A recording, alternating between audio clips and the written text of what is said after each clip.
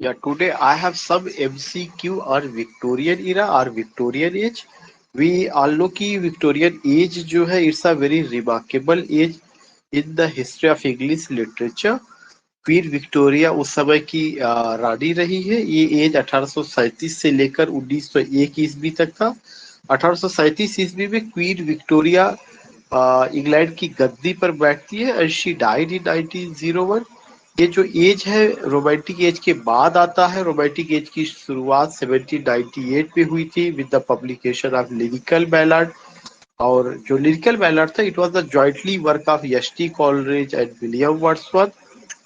इसके अलावा और तमाम चीजें जो है ये रिमार्केबल है, जैसे white dough of Rahul stone in 1815, that is it's also important. Coleridge का अपना वर्क रहा है, या कॉलरिज ने 1817 तक तो कोई पोयम नहीं लिखा, लेकिन जब उनकी मुलाकात वर्ड्सवर्थ से हुई तब उन्होंने लिखा। इसके अलावा वाल्टर स्कॉट का भी वर्क रोमांटिक एज में रहा है। रोमांटिक एज के जो पोएट्स थे वो यंग जनरेशन और ओल्ड जनरेशन में डिवाइड थे। यंग जनरेशन में कीट्स आते हैं, शेली आते हैं, बायरन आते हैं। ओल्ड जनरेशन में जो थे वो और लोग आते हैं। लेकिन रोमांटिक एज के बाद जो ईरा आता है उसको विक्टोरियन एज कहते हैं। और विक्टोरियन एज का ही आज हम एमसीक्यू लेकर के कवर करेंगे। तो अगर आप देखेंगे कि जो विक्टोरियन एज से रिलेटेड जो एमसीक्यू है, पहला है कि when did the Victorian age begin in English literature. Victorian age English literature में कब शुरू होता है? 19वीं सेंचुरी में, 19वीं शताब्दी में, second quarter of the 19th century, both A and B. B is the right answer, second quarter of the 19th century. Second quarter of the 19th century का मतलब कि 1837 में विक्टोरियन एज शुरू होता है। 1901 ईस्वी में विक्टोरियन एज का खात्मा होता है। The Victorian period ended in. Victorian period कब खत्म हुआ? इस पे 1900 दे रहा है, लेकिन सही से 1901 में खत्म होता है। तो जो इसमें नियरेस्ट आंसर होगा वो क्या होगा? जो नियरेस्ट आंसर है दैट इज द 1900। क्योंकि 1901 नहीं दिया, अगर 1901 दिया होता तो हम लोग 1901 के साथ जाते। Victorian era are to correspond with the reign of which queen. Victorian age जो है किस क्वीन के साथ, यानी उस समय की क्वीन कौन थी? क्वीन विक्टोरिया थी। क्वीन विक्टोरिया, कल भी ये बात हुई थी। क्वेश्चन नंबर 4 है the Victorian age started from. जो विक्टोरियन एज है उसकी शुरुआत हुई थी with the passing of the first reform act in 1832। करें कि जो पहला रिफॉर्म बिल था, जो पहला रिफॉर्म एक्ट था, उसका जो बिल पास हुआ था, कब पास हुआ था? 1832 ईस्वी में पास हुआ था। Answer C is the right answer. Question number 5 है which act was followed by the repeal of the laws in 1846 and gave an immense advantage to the manufacturing interest in England during the 19th century। कह रहे वह कौन सा, which act, वह कौन सा act था जो फॉलो किया जाता है? Repeal of the corn laws in 1846 and gave an immense advantage to the manufacturing, और जिसने मैन्युफैक्चरिंग सेक्टर को काफी एडवांस दिया इंग्लैंड में ड्यूरिंग द 19th सेंचुरी, 19वीं शताब्दी में। उस एक्ट का क्या नाम था? उस एक्ट का नाम था फर्स्ट रिफॉर्म एक्ट या फर्स्ट रिफॉर्म बिल, जिसने वहां के मैन्युफैक्चरिंग सेक्टर में काफी कुछ बदलाव लाते हैं। In the field of literature, अगर हम फील्ड ऑफ लिटरेचर की बात करें, विच ईयर्स वर सिमिलरली बैरन। वह कौन सा ईयर था जो बैरन था इंग्लैंड में, मतलब उसमें लिटरेचर का बहुत ज्यादा डेवलपमेंट नहीं हुआ था। तो वो जो समय था 1820 से लेकर 32 के बीच में बहुत ज्यादा लिटरेचर के फील्ड में डेवलपमेंट हमें देखने को नहीं मिलता। इसीलिए कहा गया इट वाज, ये जो पीरियड था ये इनफर्टिलिटी थी, अनप्रोडक्टिव था, ये बहुत ज्यादा इसमें चीजें वैसे नहीं थी। तो अगर आप देखेंगे कि जो क्वेश्चन 6 है वो एक इम्पॉर्टेंट क्वेश्चन है मेरी नजर में। इसमें ये पूछा जा रहा है कि आखिर जो फील्ड ऑफ लिटरेचर था, कौन सा फील्ड ऑफ लिटरेचर जो इंग्लिश लिटरेचर था, उसमें एक ऐसा दौर आता है जबकि काम बहुत कम हुआ। वह कौन सा समय था? 15 से 20, 20 से 32, 32 से 1900। तो 20 से 32 के बीच में काम बहुत कम हुआ है। When there was sudden decline of romantic literature, जब romantic literature का decline होने लगा from the year 1820 1820 से, which new literature of England started, वो कौन सा नया literature था इंग्लैंड में जो शुरू हुआ from 1832 1832 ईस्वी में, when Tennyson's first important volume poems appeared, जब टेनिसन का पहला important volume जो poems था, जो collection of the poems था, वह आता है। तो टेनिसन विक्टोरियन एज के हैं। 1832 में पहला रिफॉर्म बिल पास हुआ। इसका मतलब कि वह जो दौर था रोमांटिक एज के बाद, जब रोमांटिक लिटरेचर का पतन होने लगा, रोमांटिक एज का पतन होने लगा, तो एक नया एज, एक नए ढंग का लिटरेचर हमारे सामने आता। वह कौन सा लिटरेचर था? Victorian literature. तो इसमें जो क्वेश्चन पूछा गया कि 1820 में जब रोमांटिक लिटरेचर का पतन होने लगा और उस पतन के बाद जो है टेनिसन जैसे महान पोएट आते हैं और 1832 का रिफॉर्म बिल होता है और उसी डेट में ही टेनिसन का एक कलेक्शन ऑफ द पोएम आता है जिसका नाम क्या है? पोएम्स है। तो वो किस दौर की शुरुआत होती है? विक्टोरियन एज की शुरुआत होती है। क्वेश्चन नंबर 8 है why Victorian age in literature. कह रहे कि विक्टोरियन एज जो है लिटरेचर में ऑफिशियली स्टार्ट्स होता है कब? फ्रॉम 1832 से। कह रहे कि क्या रीजन है कि विक्टोरियन एज में ऑफिशियली अगर देखा जाए तो यह 1832 से शुरू होता है और ऐसा कहा जाता है कि रोमांटिक एज 1820 में खत्म हो गया। ऐसा इसलिए था कि अगर आप देखेंगे because of the work of Carlyle, Sartor, Resartus, Browning's dramatic lyrics in 1842, because of Dickens earliest work sketches by Boz, because of the Thackeray's literary career began about in 1837.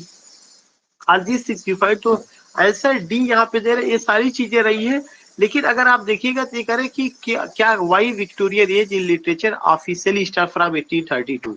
जो सही आंसर होना चाहिए था वो ये होना चाहिए था because in 1832 the first reform bill passed. लेकिन फर्स्ट रिफॉर्म बिल का कोई जिक्र नहीं किया गया है, तो ये सारी चीजें किसी न किसी तरह से रिलेटेड रही है। तो एक क्वेश्चन बहुत ऑथेंटिक नहीं है। ऑथेंटिसिटी इसकी तब होती जब 1832 के रिगार्ड में, 1832 के संदर्भ में अगर एक कॉन्सेप्ट दिया गया होता कि first reform bill pass in British parliament in 1832, जिसने मैन्युफैक्चरिंग सेक्टर में काफी कुछ बदलाव लाया। When did Queen Victoria ascended the throne? Queen Victoria सिंहासन पर कब बैठती है? 1837 ईस्वी में। क्वेश्चन नंबर 10 है interesting facts about which age in England. कह रहे कि जो इंटरेस्टिंग फैक्ट्स है अबाउट विच एज, किस एज के बारे में इंग्लैंड में was a continuation of the romantic age, जो कि रोमांटिक एज का कंटिन्यूएशन था। Because the romantic age came to a sudden and unnatural end, क्योंकि रोमांटिक एज अचानक और अननेचुरल एंड की ओर जाता है। Mainly on account of the pre mature death of Byron, क्योंकि बायरन की शैली की और कीट्स की डेथ हो जाती है। जब बायरन की शैली की, कीट्स की डेथ हो जाती है तो 1820 में, इसीलिए उसको कहा गया कि उसके बाद से रोमांटिक एज का डिक्लाइन हो जाता है। उसके बाद कोई बहुत बड़ी क्रिएटिविटी नहीं आती है। और जब रोमांटिक एज का डिक्लाइन होता तो जिस नए एज की शुरुआत होती वह कौन सा एज था? विक्टोरियन एज था। क्वेश्चन नंबर 10 मैं फिर से रिवाइज कराऊंगा। इंटरेस्टिंग फैक्ट, जो सबसे रुचिकर चीज है अबाउट विच एज, किस एज के बारे में इन इंग्लैंड में was a continuation of the romantic as. ऐसा कहा जा सकता है कि वह रोमांटिक एज का कंटिन्यूएशन था। कुछ हद तक जो रोमांटिक एज में बातें होती थी वो हमें विक्टोरियन एज में भी कुछ हद तक देखने को मिलती है। क्यों? Because the romantic age came to a sudden and unnatural end, क्योंकि रोमांटिक एज अचानक जो उसका खात्मा हो जाता है। क्यों खात्मा हो जाता है? क्योंकि रोमांटिक एज के कुछ ग्रेट पोएट्स बायरन, शेली और कीट्स का डेथ सडन हो जाता है। नेक्स्ट क्वेश्चन है the characteristics of which age in English literature. वो कौन सी कैरेक्टरिस्टिक्स है जो इंग्लिश लिटरेचर में एग्जिबिट्स होती है a very interesting and complex mixture of to opposing elements, जो कि एक तरह से एक इंटरेस्टिंग है और कॉम्प्लेक्स मिक्सचर है टू अपोजिंग एलिमेंट्स का, जिसमें हम क्लासिसिज्म भी देखते हैं और रोमांटिसिज्म भी देखते हैं। वह कौन सा एज है जिसमें क्लासिसिज्म और रोमांटिसिज्म दोनों नजर आता है? विक्टोरियन एज में। क्लासिसिज्म की कैसे बात कर रहे हैं? क्लासिसिज्म का मतलब जो है वो सीधे सीधे इससे है कि जो क्लासिसिज्म है वो किसको रिफर करता है? व्हेन यू टेक कैरेक्टर्स या when you give references from classic period. Classic period तो मतलब रोमन लिटरेचर। इस संदर्भ में रॉबर्ट ब्राउनिंग ने चाहे एड्रिया डेल सार्टो लिखा, या उनका ड्रामेटिक मोनोलॉग रहा है, या उनका यूज ऑफ आयरनी रहा है, सटायर रहा है। खास करके जो है रॉबर्ट ब्राउनिंग वो क्लासिक एलिमेंट को लिटरेचर में लाते हैं, और वो किस एज के लीडिंग पोएट रहे हैं? विक्टोरियन एज के रहे हैं।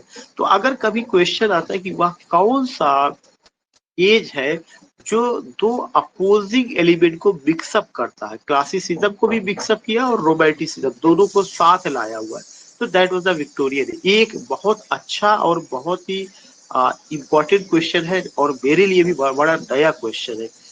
हम सारे लोग जान तो सकते हैं, लेकिन बनाने का इनका तरीका अच्छा रहा है। द कैरेक्टरिस्टिक्स मैं फिर से रिवाइज करूंगा। The characteristics of which age, किस एज की यह खासियत रही है in English literature. English literature में एग्जिबिट्स जिसपे हमें दिखाई पड़ता है अ वेरी इंटरेस्टिंग, बहुत ही रुचिकर and complex mixture of to opposing elements, जो रुचिकर भी है और कॉम्प्लेक्स मिक्सचर ऑफ दो अपोजिट चीजों का। और वह दो अपोजिट चीजें क्या है? क्लासिसिज्म एंड रोमांटिसिज्म रहा है। तो ये चीजें किसका रहा? ये चीजें जो है विक्टोरियन एज का है। The Victorian age is divided into how many periods. Victorian age को हम कितने हिस्सों में बांट सकते हैं? दो हिस्सों में बांटा जाता है विक्टोरियन एज। क्यों विक्टोरियन एज को दो हिस्सों में बांटा जाता है? अगर आप जो है बात करेंगे उसमें, वही जो विक्टोरियन एज है उसी में एक 1990s का भी कॉन्सेप्ट है। कुछ हिस्सा उसका Edwardian period, Georgian period. Edwardian और जॉर्जियन तो मॉडर्न एज का भी हिस्सा आ जाता है, लेकिन अगर आप विक्टोरियन एज की बात करेंगे, एक ऐसा हिस्सा जिसमें रोमांटिसिज्म के कुछ एलिमेंट आते हैं और कुछ जो है बिल्कुल एकदम रियलिटी के ग्राउंड पर बात करते हैं। तो यह एक बहुत इंपॉर्टेंट चीज है कि रोमांटिक एज को दो हिस्सों में बांटा जा सकता है। Which Victorian period was the period of middle class supremacy. वह कौन सा वे पीरियड था जिसमें मिडिल क्लास की सुप्रीमेसी देखने को मिलती है? द एज ऑफ लाइसेंस फेरी और फ्री ट्रेड, जिसमें फ्री ट्रेड के बारे में बात कही गई है। एंड ऑफ अनरेस्ट्रिक्टेड कंपटीशन, जिसमें किसी तरह का कंपटीशन में कोई रेस्ट्रिक्शन नहीं था, और वह एज 1832 से 1870 तक चलता है। इस पीरियड को क्या कहा जा सकता? Early Victorian period. यही चीज हम लोग बात कर रहे हैं कि एक तो अर्ली विक्टोरियन पीरियड 1832 से 1870, और फिर लेट विक्टोरियन पीरियड 1871 से 1901 तक, वो लेट विक्टोरियन। तो ये दो पीरियड भी जो अभी उधर क्वेश्चन आया था कि विक्टोरियन एज को किन दो हिस्सों में बांटा जा सकता है, तो वही क्वेश्चन दे रहा है कि early Victorian period, late Victorian period. Early Victorian period 1832 से 1870 तक है, जिसमें मिडिल क्लास की सुप्रीमेसी है, जिसमें फ्री ट्रेड को लेकर के बात की गई है, जिसमें अनरिस्ट्रिक्टेड कंपटीशन वगैरह आदि थी। क्वेश्चन नंबर 14 है the great writers of the early Victorian as one. जो महान राइटर है अर्ली विक्टोरियन एज के वो कौन कौन से? टेडिशन भी है, ब्राउनिंग भी है, मैथ्यू अर्नाल्ड, ये तो पोएट्स रहे हैं। कार्लाइल, रस्किन, डिकेंस और ठाकरे ये नॉवेलिस्ट और प्रोज राइटर। तो both A and B answer, C is the right answer. ये सारे, ये तो बहुत हल्का सा क्वेश्चन है। वी ऑल नो कि यहाँ कार्लाइल, रस्किन, डिकेंस और ठाकरे उस एज के महान राइटर रहे। क्वेश्चन नंबर 15 है the later Victorian age writer. जो लेटर विक्टोरियन एज के राइटर्स थे, ये तो अर्ली विक्टोरियन एज, जो लेटर विक्टोरियन एज के राइटर्स थे केम इनटू प्रोमिनेंस, वो 1870 के बाद आते हैं। उनमें कौन कौन से लोग रहे? DG Rossetti, AC Swinburne, William Morris और जॉर्ज इलियट।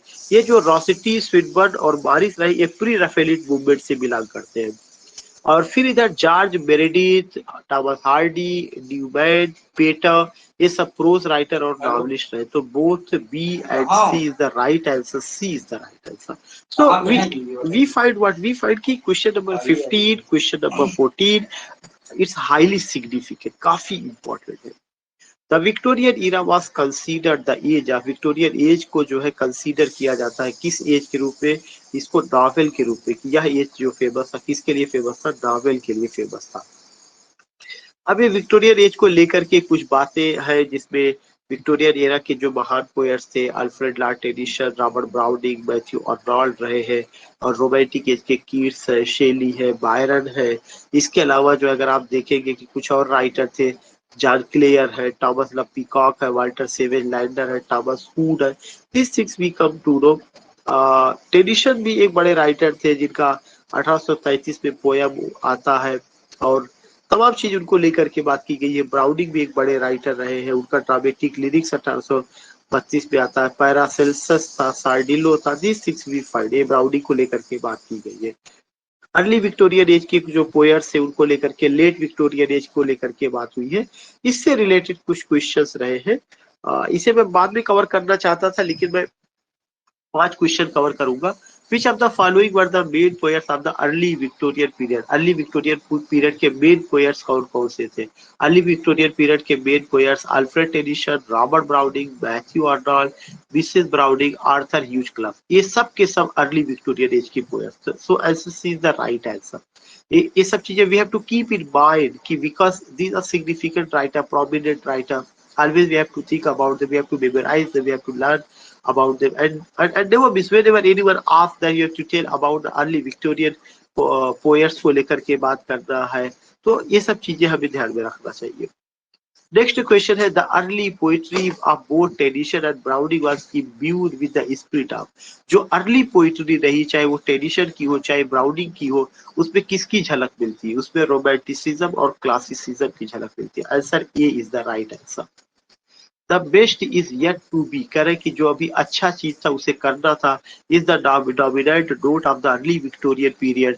यह जो अर्ली विक्टोरियन पीरियड का डोमिनेंट नोट था, was contain in whose Victorian poets. यह बात किस विक्टोरियन पोएट्स ने कही थी या उनके वर्क में देखने को मिलता है? ब्राउनिंग का स्टेटमेंट है, the best is yet to be done. अभी महान कार्य तो किया जाना बाकी है। The best is yet to be done is the dominant note of the early Victorian period, was contained in whose Victorian poet's memorable lines? Browning के lines. What were the main characteristics of the early Victorian period? Early Victorian period का main characteristic क्या था? Doubt, skepticism, no, faith in reality of progress. Reality की बातें होती थी, लोगों का विश्वास रियलिटी के ग्राउंड पे था, लोगों का विश्वास इस पे नहीं था कि doubt, dispute and destruction. Doubt, dispute and destruction बाद में, we come to about doubt, dispute and destruction later on. Next question है, who is the most representative poet of Victorian age? जो टेनिसन जो है वो रिप्रेजेंटेटिव पोएट है। Tennyson compromise between science and religion, ये दोनों बातें आती है। B is the right answer.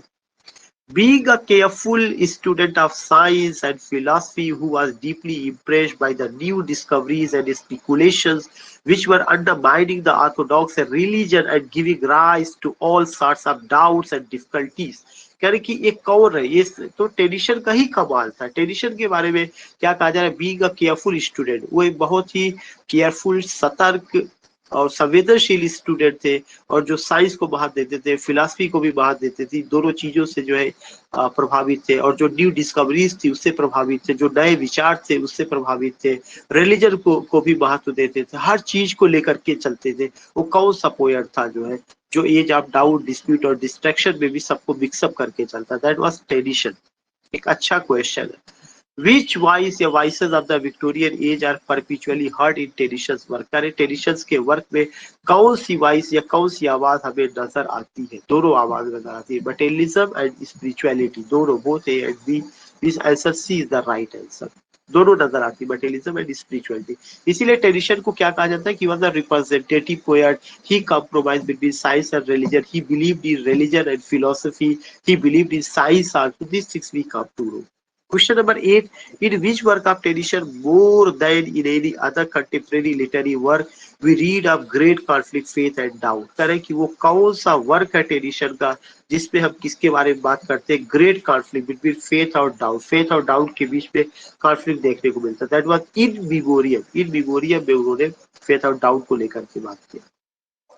Which Victorian poet's poetry is so much representative of his age that a chronological study of it can help us to write its history? That is the Tennyson.